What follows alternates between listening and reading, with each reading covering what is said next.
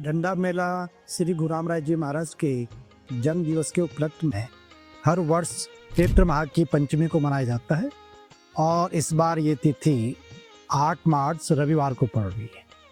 श्री गुरु रामराय जी महाराज सिखों के 7वें गुरु श्री हर राय जी के ज्येष्ठ पुत्र थे और सन 1676 में वो पंजाब से देहरादून में आ गए थे और उन्होंने दून घाटी में डेरा डाला और कालांतर में उनके दून घाटी में तपस्या करने से और यहाँ पे डेरा डालने से इसका नाम देहरादून पड़ा। तो इसलिए श्री गुरु रामराय जी महाराज को देहरादून का संस्थापक भी माना जाता है। श्री गुरु रामराय जी महाराज जब यहाँ पे आए थे तो उस समय हिंदुस्तान औरंगजेब के अधीन था और औरंगजेब हिंदुस्तान के बादशाह थे। औरंगजेब जो है हिंदू और सिख समाज को मुस्लिम में परिवर्तित कर रहे थे और इसी कड़ी में उन्होंने पंजाब में श्री गुरु हर राय जी को जो 7वें गुरु थे उनको दिल्ली दरबार बुलाया था। तो उन्होंने मना कर दिया वहाँ जाने से, लेकिन वहाँ पे जो है उनके ज्येष्ठ पुत्र श्री गुरु रामराय जी महाराज बैठे थे। तो उन्होंने पिताश्री से निवेदन किया कि आप मुझे वहाँ जाने की, दिल्ली दरबार जाने की अनुमति दे दें। तो 7वें गुरु श्री हर राय जी ने गुरु रामराय जी को दिल्ली दरबार जाने की अनुमति दी। जब श्री गुरु रामराय जी दिल्ली दरबार पहुँचे तो वहाँ पर जो औरंगजेब के दरबारी थे, मौलवी थे, उन्होंने उनकी कई तरह से परीक्षा ली।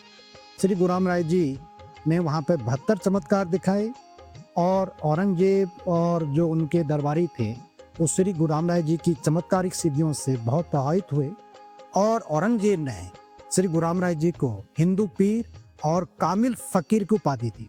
जब उनको मालूम चला कि श्री गुरु रामराय जी पंजाब छोड़कर देहरादून में आ गए हैं, तो उस समय हिंदुस्तान छोटे छोटे प्रोविंसेस जो हैं प्रांतों में बटा था, जिनको बाद में आज़ादी के बाद जो हैं सरदार वल्लभ भाई पटेल जी ने, जो हमारे गृह मंत्री थे उस समय के, उन्होंने उनको एकत्र किया, उनका गठन किया और भारत में उनका विलय किया। तो उस समय टिहरी रियासत थी। तो औरंगजेब ने टिहरी के राजा फतेह शाह को हुक्म जारी किया कि श्री गुरु रामराय जी महाराज के लिए स्थान उपलब्ध कराए जाए और 7 गांव उनको जागीर में दिए। तो उस समय पूरा ये देहरादून का क्षेत्र श्री गुरु रामराय जी महाराज को दिया गया और ये जो वर्तमान में दरबार साहिब है, ये टिहरी के राजा फतेह शाह ने श्री गुरु रामराय जी के लिए बनाया। तो सन 1676 से श्री गुरु रामराय जी यहाँ पे तपस्या करने लगे। तो उसके बाद यहाँ की परंपरा को जो है श्री महंतों ने आगे बढ़ाया और सन 1676 में श्री गुरु रामराय जी का जन्म दिवस, यहाँ पे उनके आगमन पर और उनके जन्म दिवस पर बड़ा समारोह होता है। और इसका मुख्य आकर्षण जो दरबार साहिब का पश्चिमी द्वार है, वहाँ पे एक बहुत बड़ा चबूतरा है और उस पर झंडारोहण से होता है। जो वर्तमान में झंडे जी हैं उनको सुबह पूजा अर्चना के बाद जो है वैदिक मंत्रों के उच्चारण के साथ उतारा जाएगा और उस पर जो 3 तरह के वस्त्रों का आवरण होता है, जिनको गिलाफ कहते हैं। सबसे अंदर सादे वस्त्र होते हैं जिनकी संख्या जो है गिलाफ की 41 होती है। उसके बाद जो है मलमल का गिलाफ, जिसको सनील का गिलाफ कहते हैं, इनकी संख्या 21 होती है।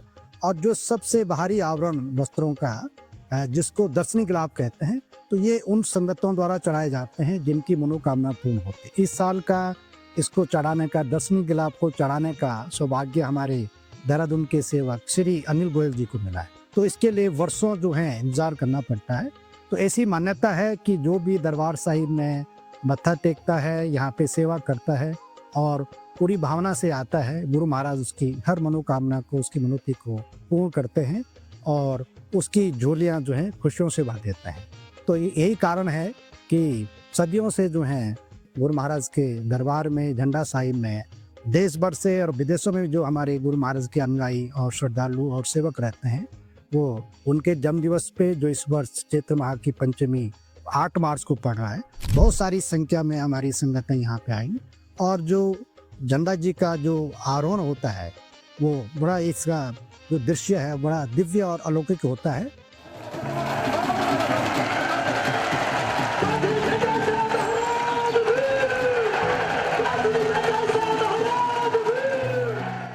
तो इसके लिए ध्वज दंड बनाए जाते हैं जो लगभग 90 फुट जो है इसकी ऊंचाई होती है।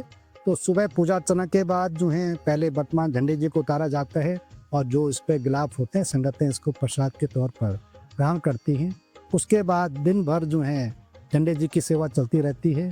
संगतें इसको पंचगव्य से और गंगा जल से जो है इसका स्नान कराती हैं और फिर इस पर नए वस्त्रों का आगमन चढ़ाती हैं और शाम को 3 से और 5 बजे के बीच जो है नया झंडे जी का आरोहण कर दिया जाता है। झंडे मेले की सभी तैयारियां पूरी हो गई हैं और सुरक्षा के लिए पुलिस प्रशासन का, जिला प्रशासन का पूरा सहयोग रहता है और पूरे दरबार परिसर में या जो भी इसके प्रवेश द्वार हैं वहाँ पे पुलिस की तैनाती रहती है और पुलिस के जवान के साथ साथ हमारे संगत के जो भक्तगण हैं वो भी पूरी सुरक्षा व्यवस्था को देखते हैं।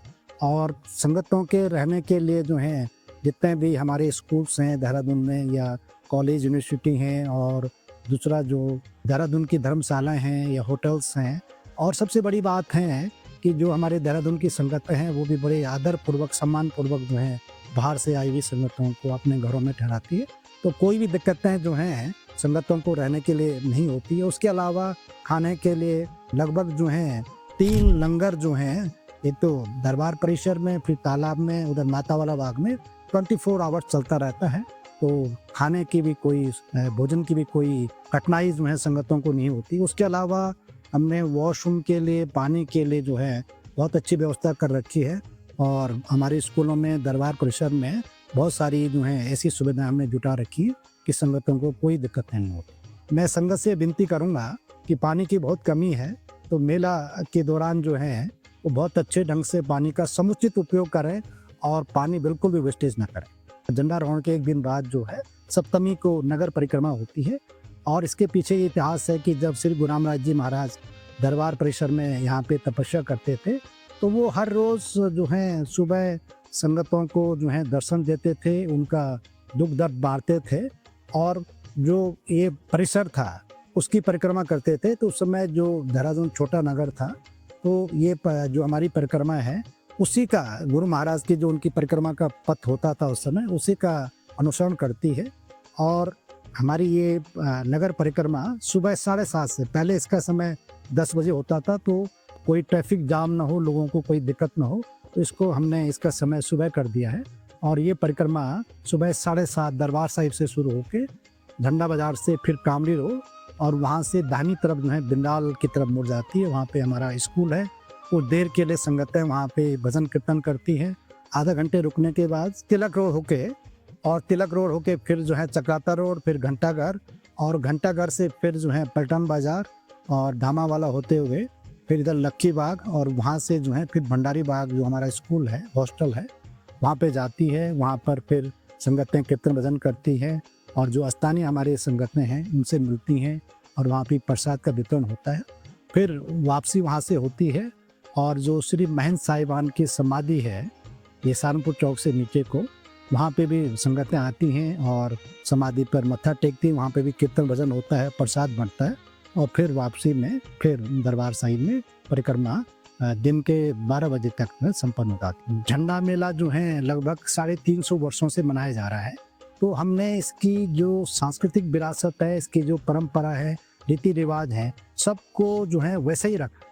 तो हम चाहते हैं कि जो भी हमारे ऋषि मुनियों ने, हमारे पूर्वजों ने, बड़ों ने जो व्यवस्था कायम की है, जो भी उन्होंने सिस्टम बनाया है, उसको हम अगली पीढ़ी तक ले जाएं क्योंकि उनके सिस्टम में बहुत मजबूती है और भारत की संस्कृति उसमें झलकती है।